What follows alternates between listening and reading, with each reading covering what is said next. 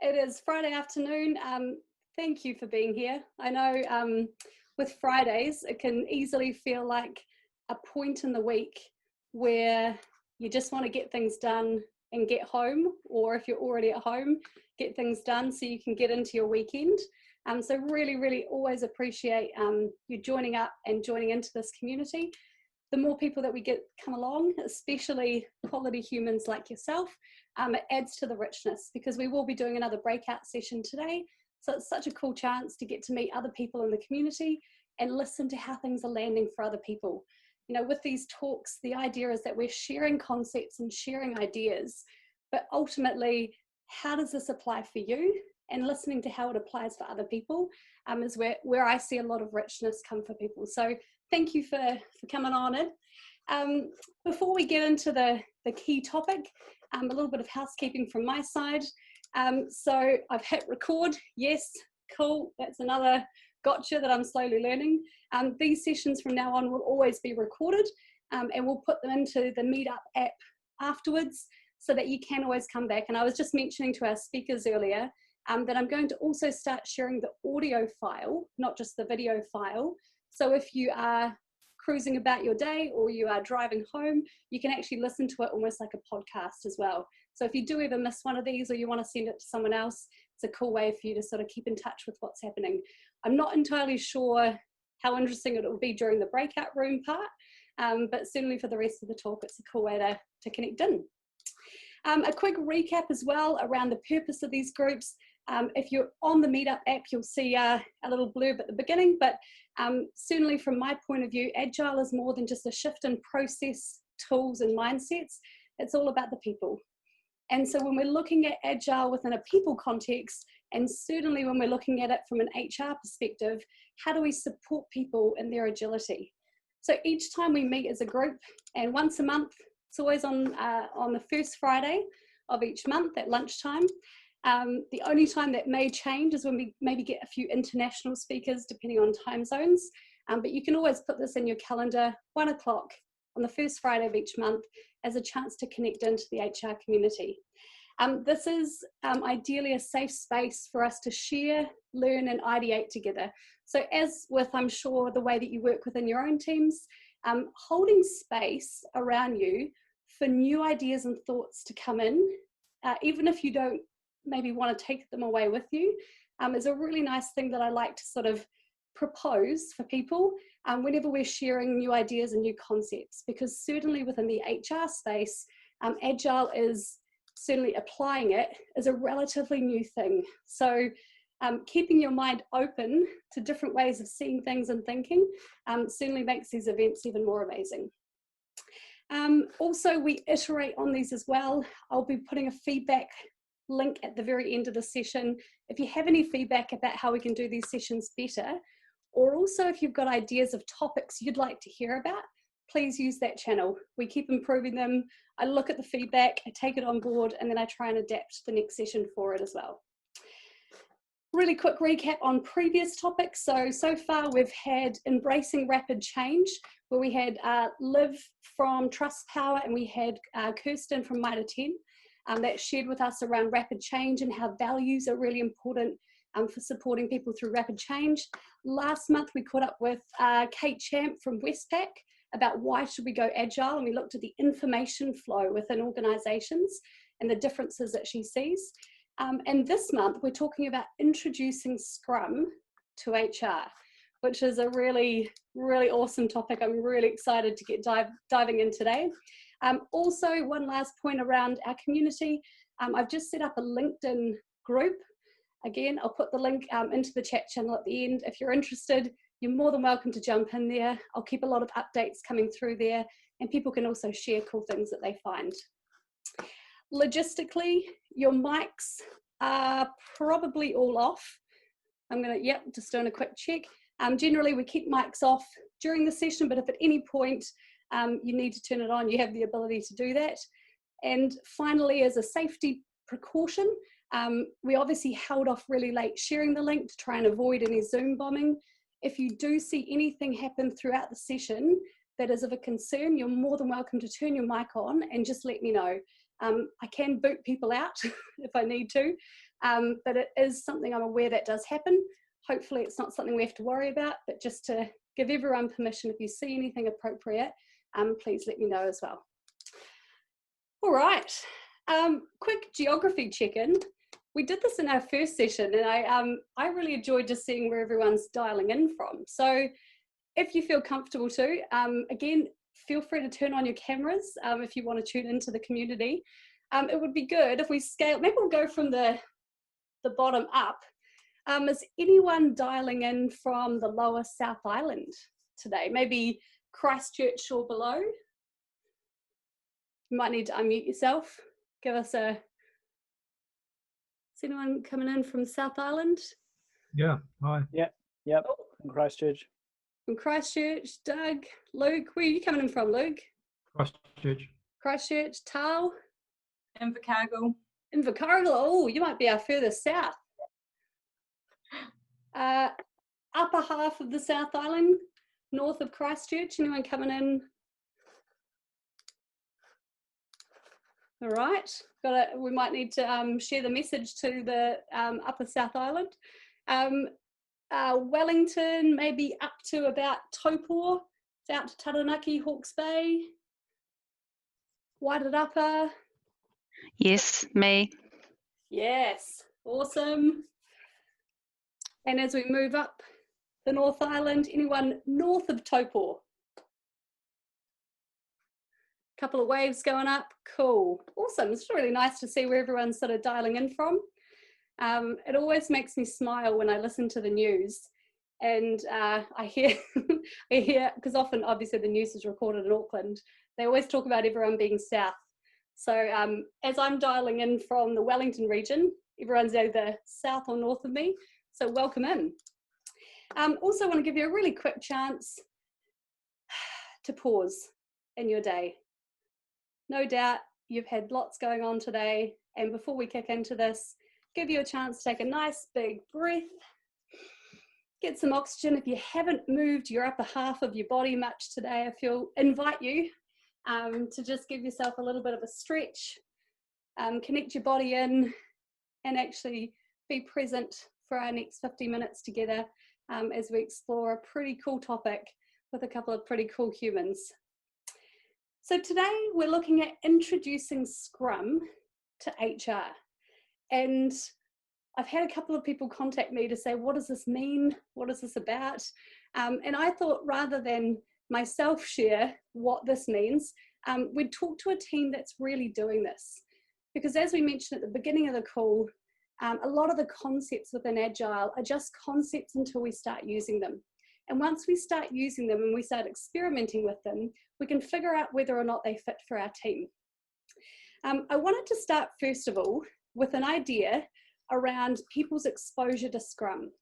So SCRUM, Scrum, and not so much talking about rugby scrums at the moment, I'm talking about it in an Agile sense.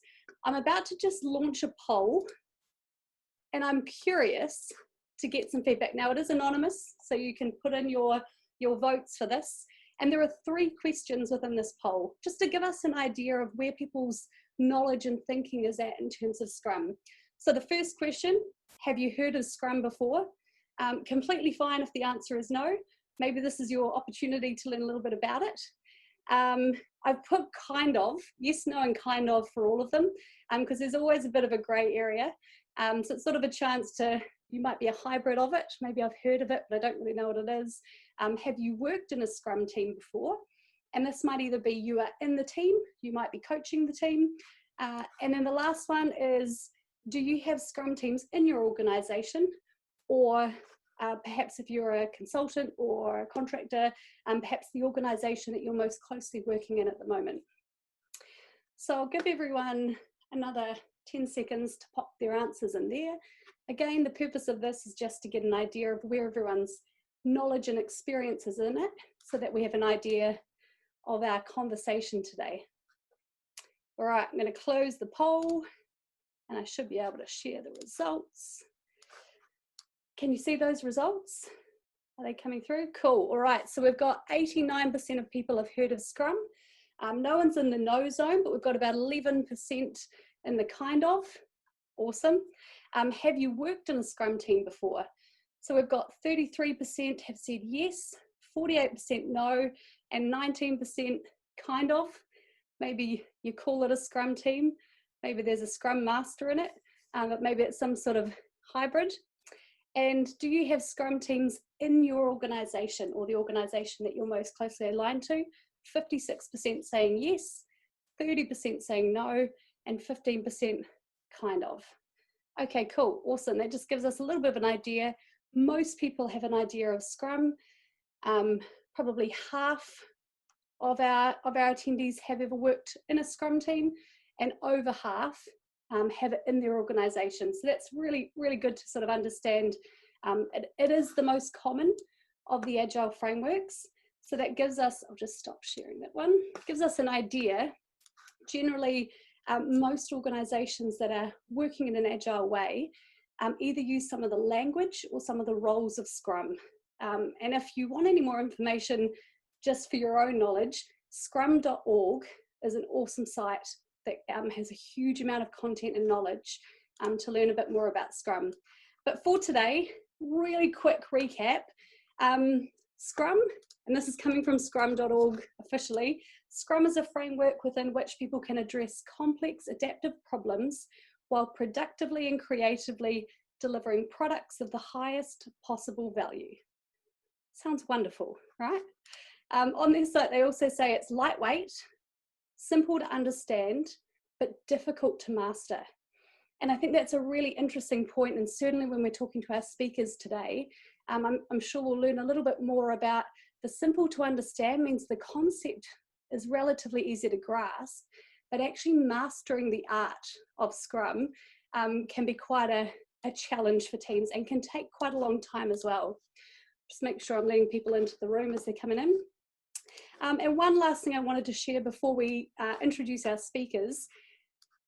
Not sure if you've had a chance to experience the House of Scrum before. Any hands sort of going up if you've heard of the House of Scrum? The team at Meridian were fortunate. I taught them the House of Scrum. So the House of Scrum, this is a little experiment that I'm trying.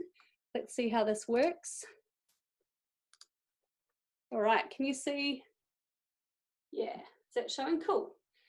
This is an experiment. I've used this as my Zoom background from one of my training slides. So just to give a sort of a brief idea, and certainly this is very foundational around the 3 pillars of Scrum: transparency, inspection, and adaptation. 3 here, I don't know if I can quite see my hand pointing. And there are 5 values that Scrum is based on: focus, openness, respect, courage, and commitment. And you'll see right at the top of the House of Scrum is trust. So these are really, really fundamental, and I find often with HR teams, these can be really helpful as guiding values to help us figure out whether is Scrum helping us do what we want to do. These are the things that Scrum is trying to encourage and create and generate within your team. So I thought that might be a little bit helpful to get us kicked off on the same level. I'm going to jump back to my normal screen. And I'm going to introduce our wonderful speakers. So I got to first meet the Meridian team in November of last year. I was very, very fortunate to meet Tania Palmer, who heads up their people team. She joined the Meridian team in June of last year, and she came along to one of my Agile HR courses, and I could tell straight away from the questions that she was asking during the course that she was ready to try something different. And going, new into a role and new into an organisation that were willing to do something different, I could sense that there was some big change coming for them. So I got to meet the team in the November. We went down to Hanmer Springs, which was incredible. And we learned about Scrum and gave the team a chance to look at what Scrum might look like for them and what problems might they address. And one of the big things that we saw come up was around planning. And how does the team plan, not only within their own function for their people strategy, but how do they support the rest of the organisation to plan? And one of those key parts that we jammed on for quite a long time was who creates the plan? Who creates the people plan or the HR plan? And how do we check that that aligns into what the organisation really needs? So that was sort of the challenge that we put forward, and one of the ways we wanted to try and address that was by using Scrum. So I'd like to, first of all, tuning in from the beautiful Wairarapa, kia ora, Tania. Kia ora, hello. Hey, something's up with my system. Can you see me on screen? Sure can, yep. Oh, good. I can't see myself, which is a bit disconcerting, but that's okay. You look great. Thanks. So if I've got two doggies here with me, so if they go a bit nuts, I'll go on mute and Chloe can jump on in. But yeah, hi everyone. Thanks for, it's always very humbling when people want to hear your story. So hopefully we can share some good learnings. Awesome. So Tania, when we first caught up and we started to talk about the planning side of things, one of the things I remember you saying was, I want my team to be more involved in the plan that we create for the team. And that was sort of one of the key challenges, was that wasn't really happening.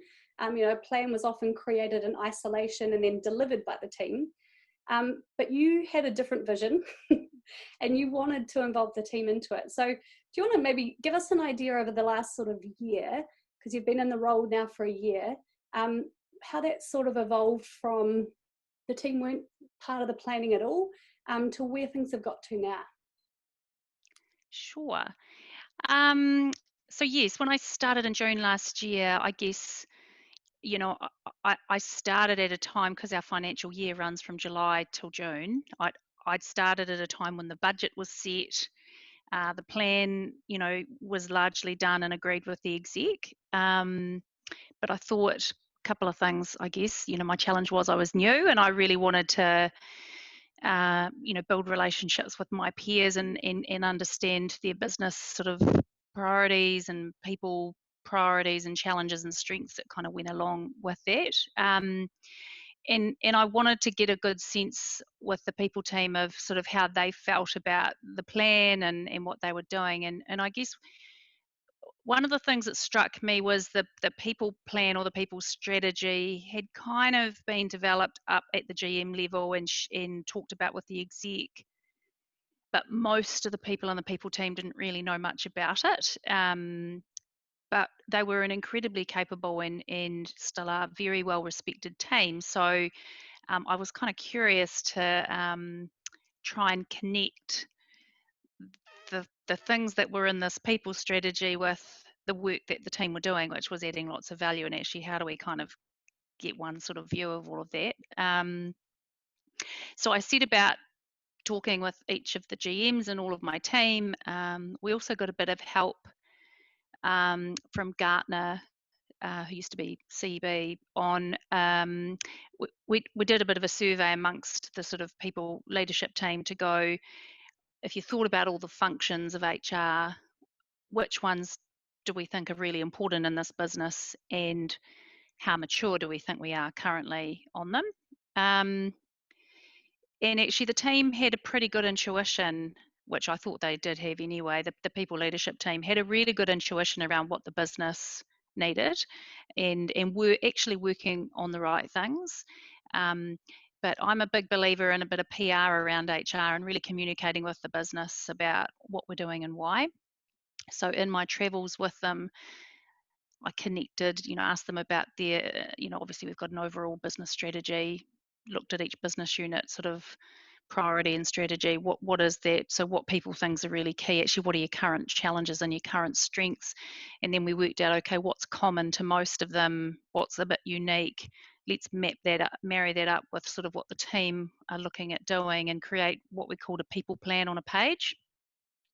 So that had a bunch of initiatives, which we categorized into what we called new stuff that we actually aren't really doing at the moment, and we kind of want to create, and then existing stuff and continuous improvement around that. And actually we're changing that this year, because good learnings for us, while that was helpful with the exec to show actually there's some stuff we're not currently doing that we really want to. It made the team feel that the existing stuff was not that important.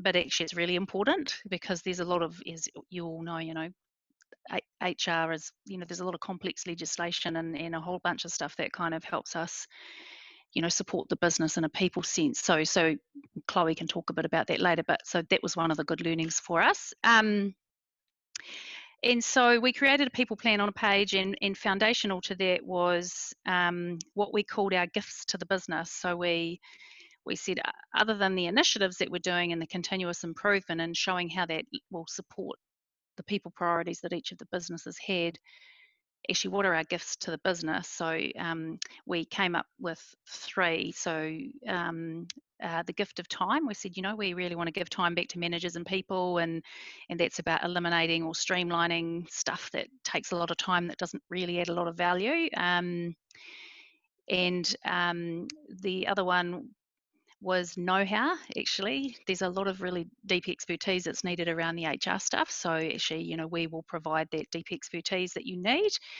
And then the other one was agility. We said, we really want to, and it wasn't about going fast. It was actually, how do we meet the pace and the needs of the business and have a good cadence that kind of matches that. And those gifts to the business went down really well with the exec. I think it was it was a recognition that actually we get that there's some HR stuff that's a bit of a pain, and actually we are working on that. So yeah, and so we published that plan on a page. We've been working to it, but it wasn't really until November, when we had our offsite, that really the whole people team felt more connected to it, because we took them through it, and Cheryl, you helped us with that, with some facilitation. And the feedback I got after that was, actually it's really good now to kind of do all that work and actually go through the plan, and now I feel a bit more connected to it, and now I can kind of understand it. And they gave us some substantive feedback on it. And so that along with, I do some skip meetings, try and get to them every 6 months. So my direct reports, I'll have a skip meeting with their direct reports and just have a chat and say, how's it going? Is there anything that you want to know that you don't know, and could we be doing some stuff better? And now that you've got me here, do you want to ask me some questions? And what came up through there was a few people on the team who wanted to learn a bit more about developing people's strategy, and Chloe was one of those people. So that got me percolating after seeing, doing because I'm such a beginner when it comes to agile. My teenage children would describe me as a dinosaur on technology and all sorts of things. So I kind of felt a bit nervous about, God, where do I start with this agile thing? And I'd got really excited, as you said, Cheryl, with the course that I went on, and I was thinking, right, how do we apply it? And we actually had some, us doing the Scrum for our HR plan wasn't new. There's actually people in the people team who are using Scrum for other stuff.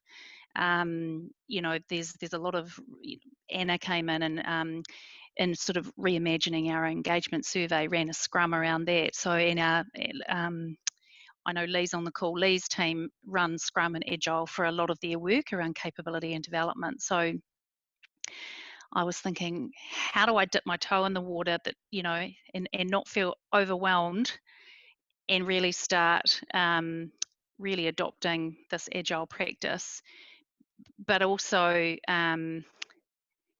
I guess solve a few challenges that I have, and so they were, in me going about and talking with all the GMs and sort of coming up with what the requirements were, and liaising with Gartner and the people leadership team on our maturity of our functions, and then coming up with, I kind of did most of that myself. So my capacity was an issue. So I thought, how do I actually ease my capacity a wee bit, but also at the same time develop the people strategy skills of my team, and at the same time, as you said, bring the whole team on the journey from the get-go, so they can kind of give us their feedback, they can get involved, and we can co-create some KPIs right up front, and continue to involve our business unit stakeholders. So we'd done a pretty good job of that. Yeah, and that's kind of where the idea came from, really. It was, I thought, let's do a Scrum to refresh our people strategy. And that's kind of how the Scrum was born. So Chloe, who's on the call, is our Scrum Master. I'm the product owner. Lee, who's also on this call, is in our Scrum, and Abby, my EA, is in the Scrum. And that's been a really interesting journey, because Abby saw her role initially as I'm just the admin person and I'll kind of sort the meetings. And so we've had some really good conversations about that, because actually she has picked up running the budget for me and she's really good at it. And what she's now realizing is actually being part of developing the Scrum, and she actually has some good insight, and she's got good intuition, has been really helpful for her in running the budget, because she gets the context that sits behind it. So that's been really cool. Awesome.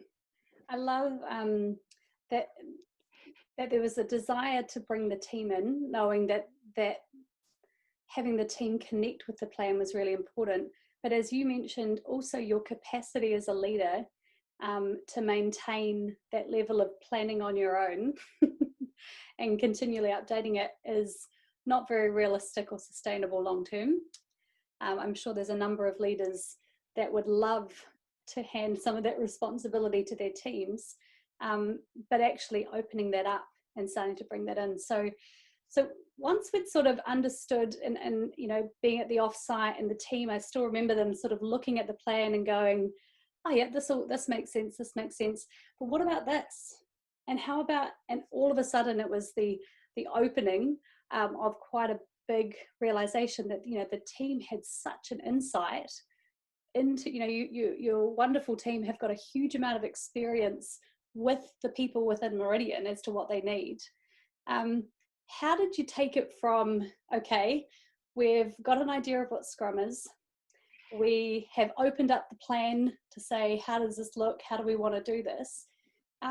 Obviously Chloe has come into the team as well, supporting in a Scrum Master capacity. Give us a little bit of insight around how that sort of process went from, okay, we can see the plan, to how do we actually start changing and adapting the plan with the team? I mean, I guess when we came up with the idea of a Scrum, the team were well into actually completing the work that they were, and they were doing a really good job. So I think my first hurdle actually was some of the people in my leadership team were a little bit like, oh, but creating the people strategy, that's our job. So, I had quite a few conversations with a couple of them that actually setting up a Scrum doesn't mean that their role in inputting into the strategy is diminished.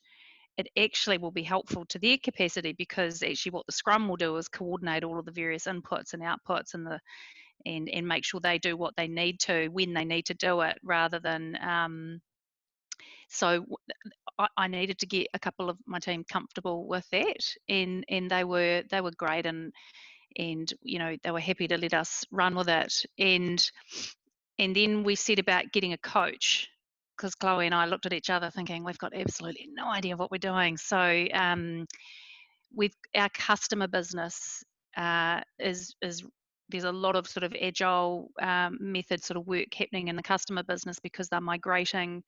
It's quite a big project happening to migrate customers onto a new platform, and so they're doing it in an agile methodology, and there's quite a few really experienced agile practitioners in there. So one of our awesome people from the customer team agreed to be our coach, and she's been great, sort of giving us a bit of guidance and sharing some stuff that really worked for them and where they had a few issues. So she helped Chloe and I up front think about, if you thought about the big buckets of work that you'd need to do to create a refreshed people plan, what would they be? I mean, I kind of did a bit of a brain dump on a page and said, here's all the stuff that I'd typically do if I'm refreshing and re-engaging the people plan and the people strategy.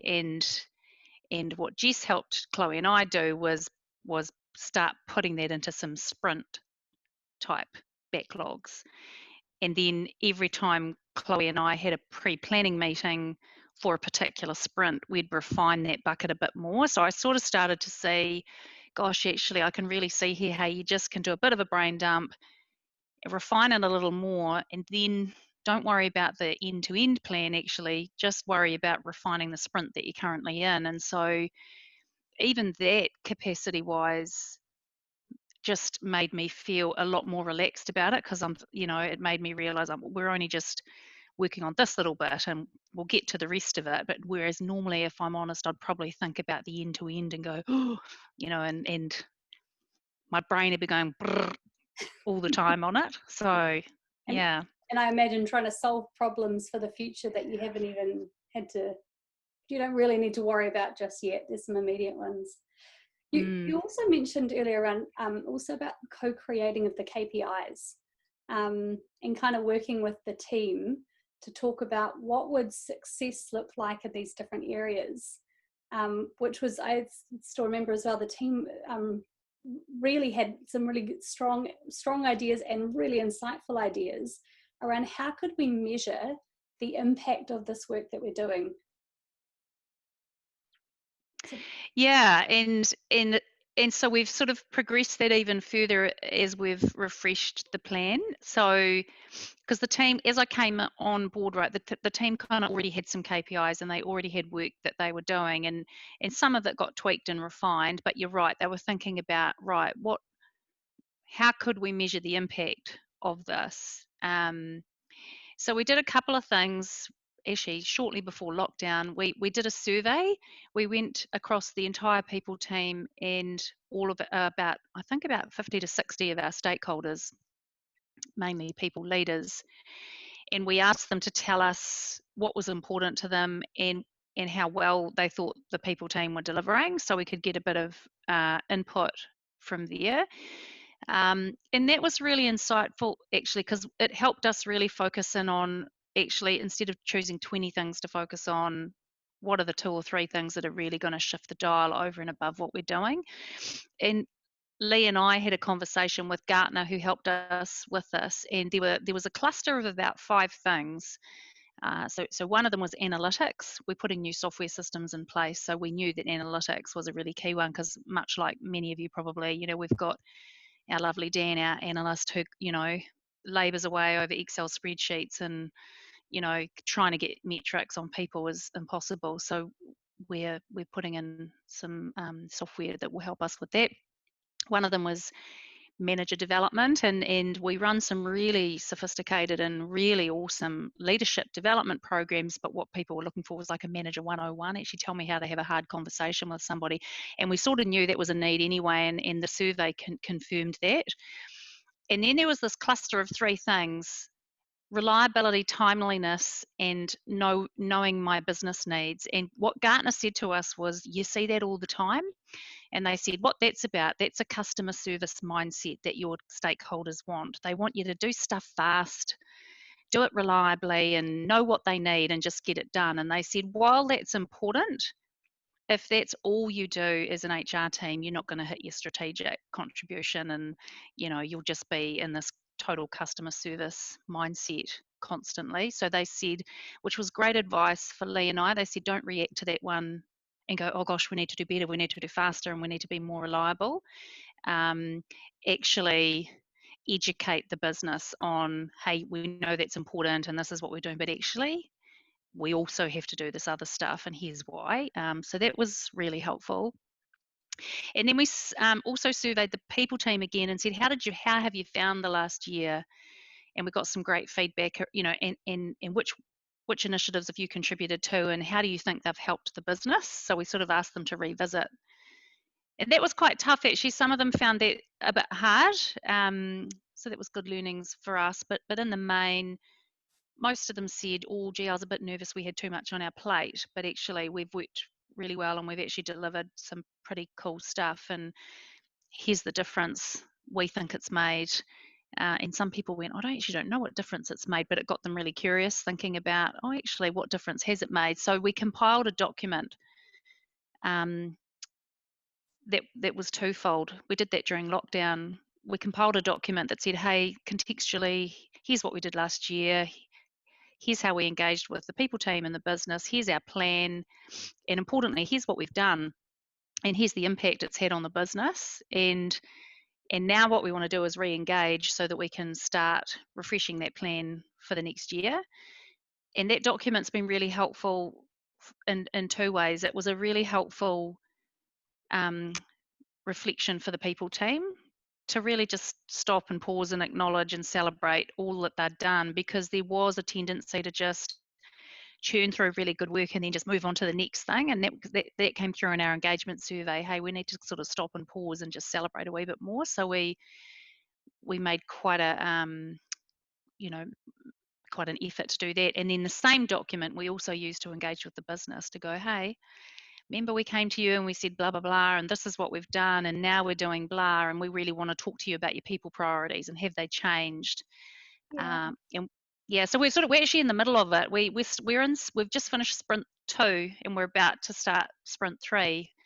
So sprint 2, which you gave us some very good advice on, Cheryl, because we extended the sprint. We broke the rules of agile, didn't we, Chloe? We went, and that was our engage sprint. So we were engaging with the people team, and we were engaging with the business to tell them, to ask them, have any of your people priorities changed? What about challenges and current strengths? And what we found was it takes a long time to engage with the business. It can be a bit painful. So we just extended the sprint, whereas what we should have done was probably broken it up and got a bit more, and you said that, Cheryl, you need to get good at predicting what you're realistically able to do in a sprint, rather than just extending the sprint, because that's waterfall. So that's very good learning for me and Chloe. And as we've sort of talked about, it's starting to use these things and learning it, right? That's sort of the key to, certainly, Scrum provides incredible a framework to practice and increase your discipline, to actually look at what can we deliver within this time frame, or what do we believe we can deliver, and then we reflect at a regular time every week or 2 weeks to see whether or not we were accurate. And if we weren't, that's cool. But we need to learn something so that we can get better and better at actually predicting what we can do. And I love that you've called out the difference between what have we done, because that's quite often what we report at the end of a sprint or the end of a financial year or any kind of piece of work, to actually looking at, rather than just what have we done, what difference has it made, and having the team reflect on that and try and create some connection. I imagine not only is helpful for your PR to the business around, hey, our team have delivered a lot of value, but I imagine it's also really energizing for the team from a motivational standpoint, to really see how their work matters to the business. Yeah. Cool. Yeah, definitely. And we've, I guess the other really helpful piece we found is the retros at the end of each sprint. So they've given us really good learnings about how we've approached things and where we could kind of refine. And one of the most important ones after sprint 1 was we need to give more context to the people team, rather than just, here's a really good idea, we're going to go out and ask them this, this, and this, and then we just kind of hit them with a survey and they're like, what is this? And so we're like, oh God, actually we need to, and we have our huddles weekly, so actually at the huddle just sort of give them, right, we're going to ask you to do this and this is why, and rather than just emailing it out. So that was really good. Awesome. Yeah, good feedback. That's, of all the ceremonies in Scrum, that's always my little piece of advice, is the retrospective is in my view, the most valuable for the team to improve. So that's so cool that they're working and they're showing impact. What we might do is we might pause for a moment. When we come back, I'm going to get a couple of insights from Chloe around how she's finding in her role as the Scrum Master. But just want to give everyone a chance to sort of take some of the learnings that have come in already, and jump into one of the breakout rooms. You're also more than welcome, if you don't feel like doing a breakout room right now, you can just hang out in the main area. But a chance for you to sort of share in some of the things that have come up, and as a potential topic to sort of jam on, is actually looking at how do you create plans within your team or maybe your organization, and how do you adapt those plans at the moment? So based on some of the learnings that we've heard already come up, love to give you the chance to jam on that. I'm going to open up 7 rooms, which should be about 5 people per room. Feel free, if you end up in a room on your own, I'll keep an eye out so I can pop you into another one, but feel free to come back to the main room if you do end up on your own. I'm going to open up the rooms and we're going to do 5 minutes for you to jam, have a conversation, and then we'll come back into the main room. And open. Yeah. Oh, kia ora everyone, welcome back. All right, just check it. Yep, our rooms are all in. I think most people managed to end up in a room with at least one other person. We had a couple of technical audio challenges, and always recognize often you get talking in these groups and then all of a sudden I shut you off and you have to come back to the main room. So hopefully at least it sparked a couple of conversations and certainly gave you an idea of how this is landing for other people as well as yourself. Anyone, before we kind of move in, does anyone, any big kind of insights come up from their room, or anything that they want to share in as to how planning is happening in different organizations at the moment?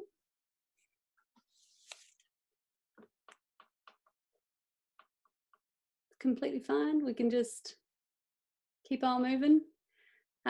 Just always like to offer up the chance. I was going to open up a Slido channel today to open up for questions. But what we might do, we've got 10 minutes left. If you have any questions specifically that you want to ask Tania or Chloe, feel free to put them into the chat channel. Happy to ask them up. I've got a couple that a few people have already sent me. So we're going to just catch up with Chloe. Oh, yes? I have a comment that came out of our discussion, was that a lot of, like, the nature of what we're dealing with, some of it can be quite kind of certain and predictable. And so kind of your traditional planning can work quite well, but then there's going to be a lot that we're just going to have to adapt as we go. And one of our members made the comment, like, how often do you have a plan that just goes in the bottom of the drawer? And I think what I'm sensing is that the benefit of the Scrum framework in creating that frequent cadence is actually what keeps that document or that process alive. And so you can actually, it's no longer this feeling of like, oh, we spent all that time talking and now it's just wasted because everyone's just gone and done their own thing anyway.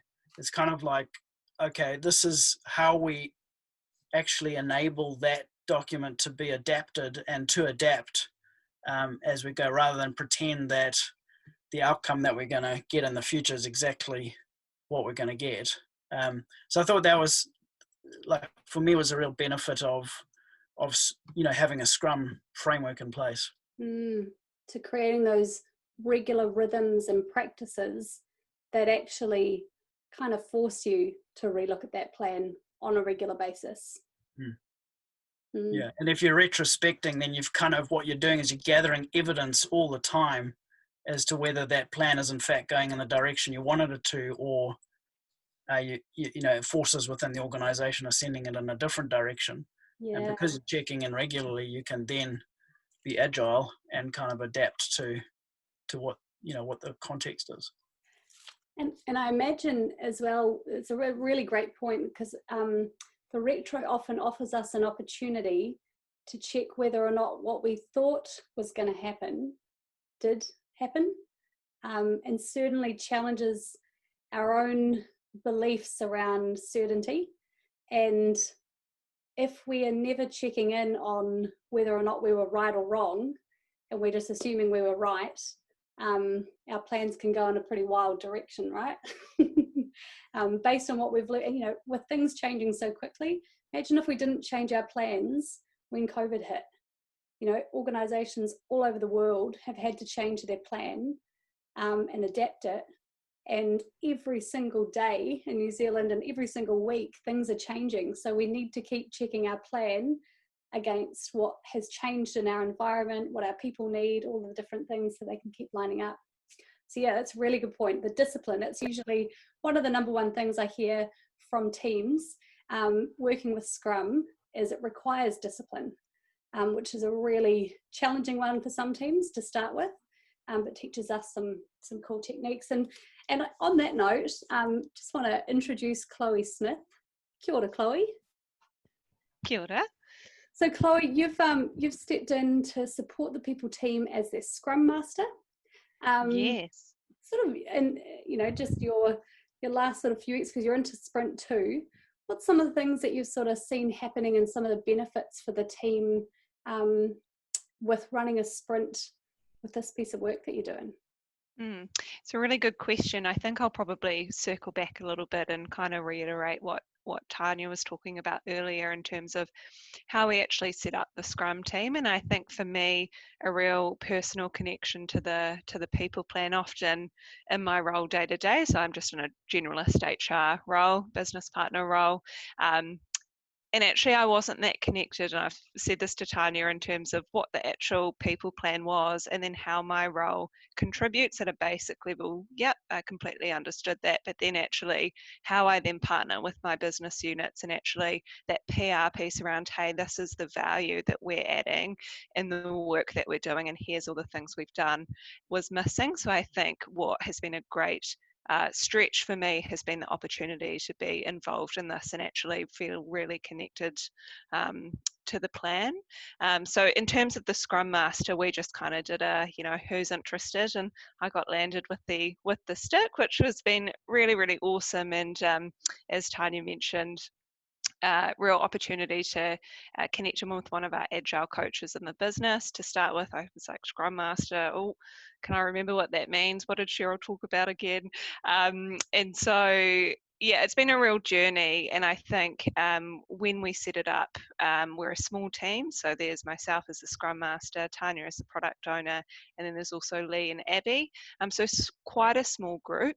And so my role very much is a facilitator in terms of, look, here's kind of the backlog of work. Tania had, I guess, mapped that out, and then her and I sit down ahead of each sprint and do a pre-planning meeting, which is something, again, being in a role traditionally, which is quite reactive. I'd never kind of pre-planned for a planning meeting, so it's been a really nice way to kind of flip things around and think quite differently.